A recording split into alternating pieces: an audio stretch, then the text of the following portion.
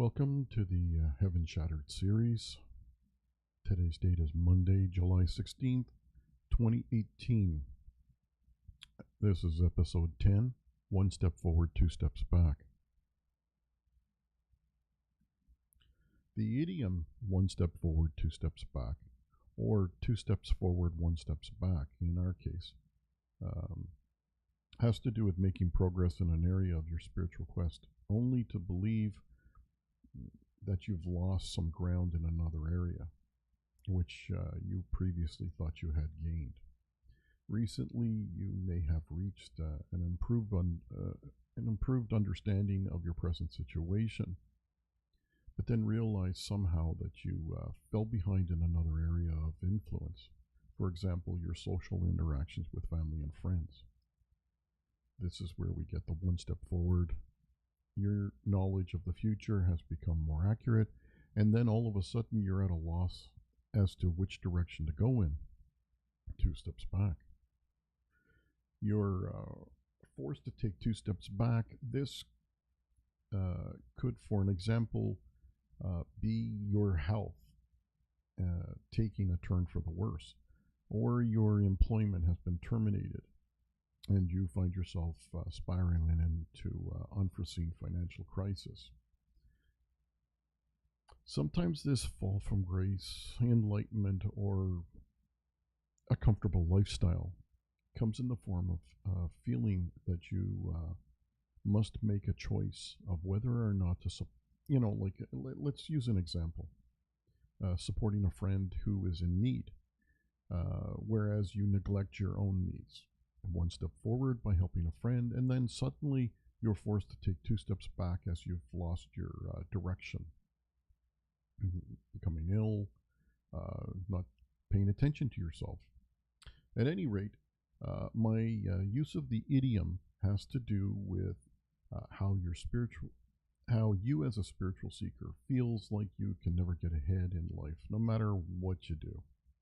When you're forging a new path in uncharted territory, you must expect that when you make good progress in one area, you can expect that this shift in energy that takes place will also possibly cause some sort of insurmountable obstacle. And basically, it stops you dead in your tracks. When you've suddenly been forced to stop, it's prudent to take a look around and get a fix on your position. These obstacles, basically there's no such thing as a coincidence. So these obstacles in your path, as I wrote in book 1, The Reluctant Warrior, those obstacles which you consider to be great challenges needing to be overcome are actually gifts given to you from God to enable you to expand beyond the limits that you will have placed on yourself while living on earth. The truth is that there are no limits, not even in the third dimension. To get past those limitations, it's only a matter of changing your perception. So once you've stilled your mind, calmed your nerves, you'll be able to enter a place of insight. This decision to retrace your footsteps in order to get your bearings straight will come. Once you're back in familiar territory, you'll regain your confidence to once again venture off the beaten path. So a good example of what we're talking about here is happening presently in our provincial politics. So I don't normally want to go into these kind of topics, but it serves my purpose here. It involves the newly elected government that promised during the campaign to cancel a previous government's educational program. The new government has been given an overwhelming mandate by the people to make this change, and is absolutely correct to just stop the program. This is the, one step forward, two steps back.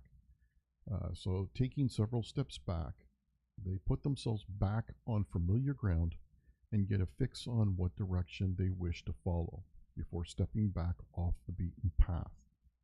Now, This is a good example because um, we can all see uh, the dark ones and their agents, these agents who are perfectly possessed mundanes, in action. Think about it. You'll see what I'm talking about. Forget about the left right paradigm. Both sides are playing games, the right, the left. We're in the middle. That's the mommy on the left, daddy on the right, and we're being forced to pick a side, any side. It doesn't matter what side you pick, just pick a side and then fight amongst yourselves. Well, what we're trying to talk about in the books, what we're trying to use as an example is um, the goal here, the target is to go home. And as long as you stay on that beaten path, the right left paradigm, you're not getting anywhere. And that's what they want. That's what the dark ones want. Pick a side. They don't care what side. They run both sides. The unbeaten path is the only way home. The well-beaten path is not. In other words, this means that each seeker must find their way home. Like the idiom, all roads lead to Rome. If all paths you take, no matter what step you take off the beaten path, leads you home, then what are you worried about? You just regroup. The step you need to take, even if it's undiscovered territory within yourself, it's unfamiliar with your present surroundings, it is a guaranteed thing from God that it will always lead to home. So, the spiritual quest is not for everyone this lifetime. You can clearly see it. Everybody's entangled in a right-left paradigm argument fight. Mommy has her children following her, daddy has his children following him, and no one's going home. They're all stuck here in this quagmire of shit. Foreknowledge that you're not here to save others, so forget about others. Just save yourself. Heal thyself, physician. You follow your trusted spiritual guidance. It does help provide a quicker and safer path to follow while you're alone in the dark. But in fact, you only need to do as, and many of you are tarot readers, you've studied the tarot, you only need to do what the Fool has done, what the tarot implies, the card of the Fool. Jump into the unknown to begin your journey home. Your life's motto should be, from this point on, you learn as you go. Self-discovery. It means finding a way home. It demands that you take a risk, especially when you leave the comfort of the well-beaten path of the mundane world. Once you take the leap of faith, you'll be pleasantly surprised that a jump into the unknown brings many rewards. Okay, so with every step forward or sideways, an element of caution is to be expected, along with the understanding that in order to avoid risk of failure, sometimes you must take 2 steps back. You must deal with the necessary evil in order to eventually succeed. This means even though you're blocked from further progress while you're on your present path, this is to be expected. This doesn't mean you permanently give up reaching your final destination. You only need to retrace your last few steps back to the most previous obstacle, which should now be understood as reaching your last successful plateau. So think about it. You go back to a known plateau where you had some success. So counting your steps forward or backwards should never be seen as a waste of time or effort. Crawling comes naturally to all of us as babies growing up, young and eager to learn and discover our environment. We focus not on our failures, but on our intended target of interest. The spiritual seeker should understand that their progress forward should never be experienced as comfortable.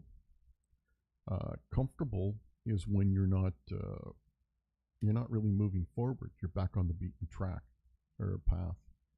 You're following the rest of the pack. You're, for the most part, traversing in the dark reality without the aid of light.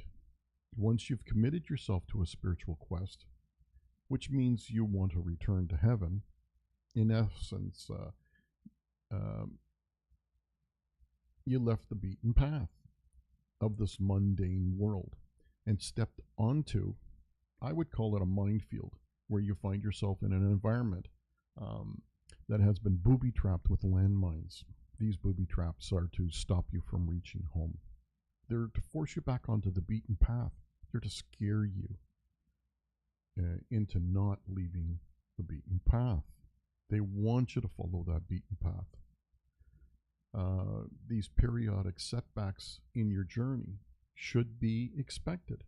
The dark ones are going to do everything they can to force you to stay on that beaten path, which leads you, in fact, back into the reincarnation cycle to another lifetime on Earth. They don't want you going home.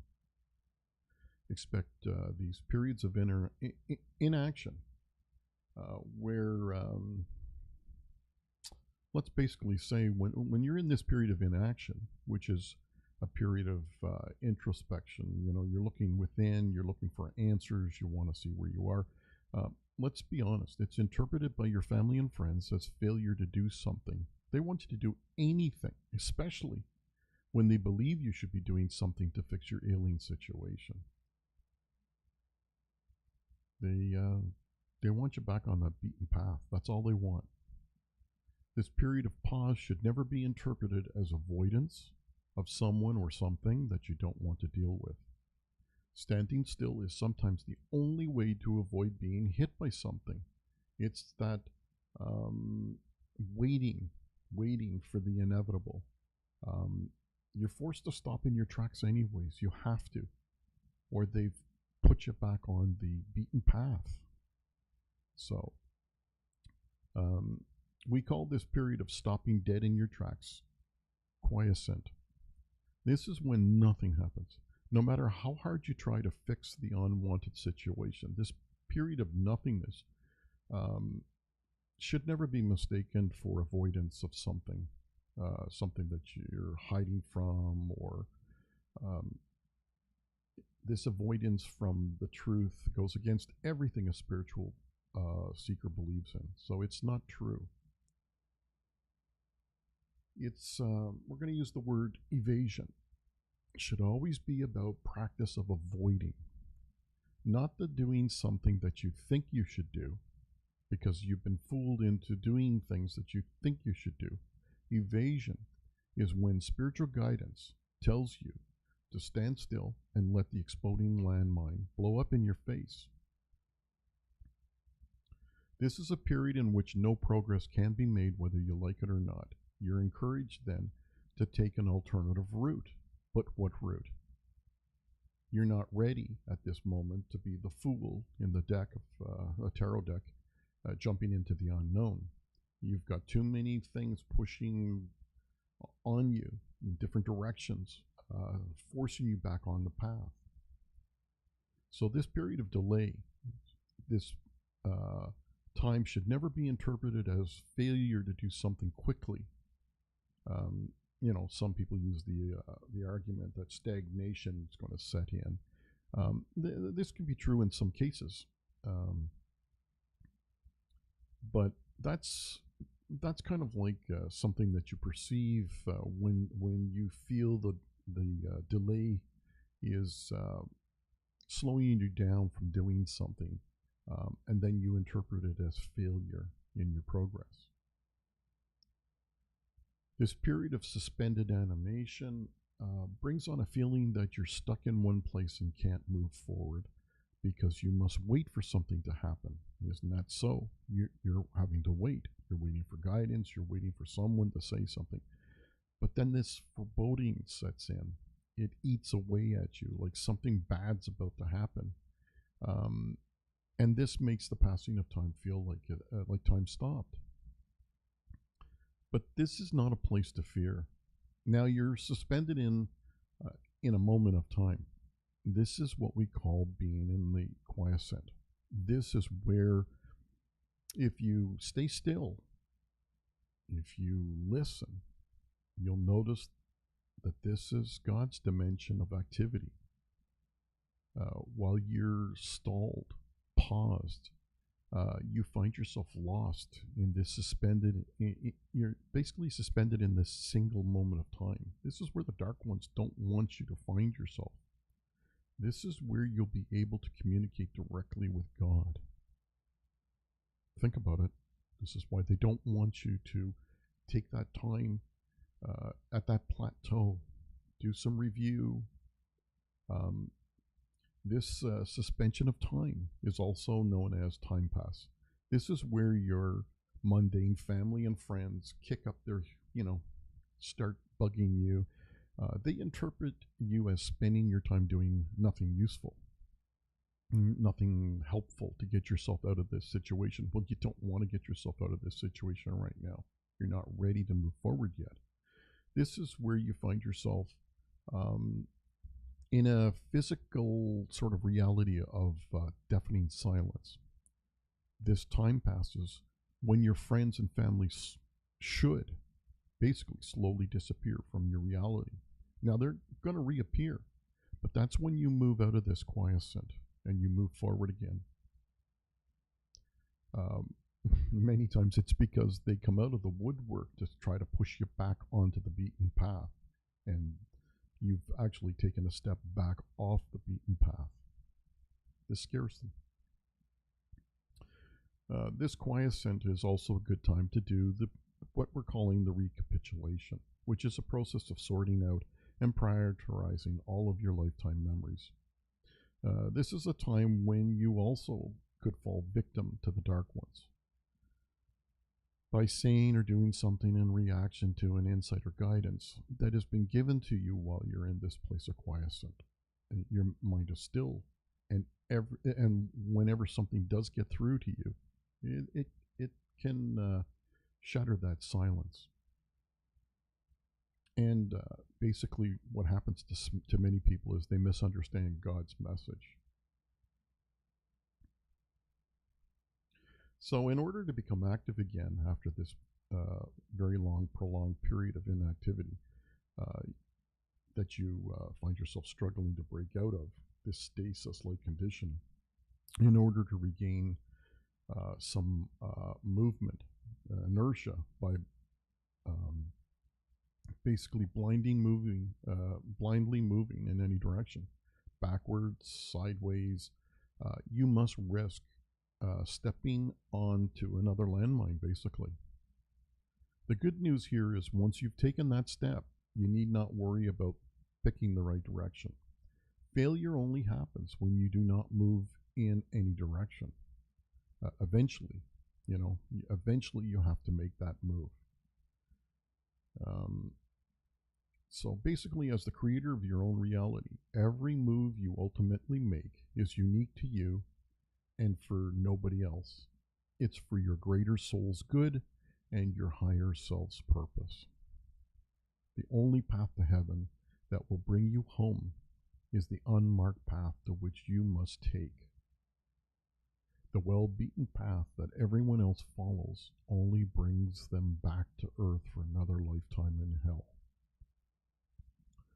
So I hope I haven't gone too long. I'm trying to keep it a little shorter. And I hope and pray that everybody is getting through these tough times. So until the next time, keep well.